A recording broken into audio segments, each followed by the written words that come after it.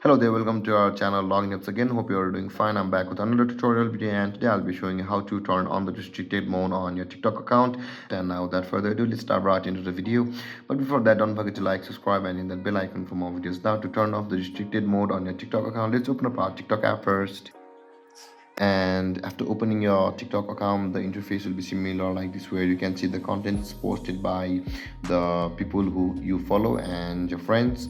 And on this interface, on the bottom right corner of your screen, you can see the profile icon. Tap on your profile icon like this, and over here, which is your profile section of your account, of your TikTok account, on the top right corner of your screen, you can see the three line icon. Tap over there and tap on settings and privacy once the dialog box appears. And on this interface, you can see all these options are available. Now to turn off the restricted mode on your TikTok account, scroll down and you can see the content preferences just above the digital well-being, and just below the watch story, tap on your content preferences.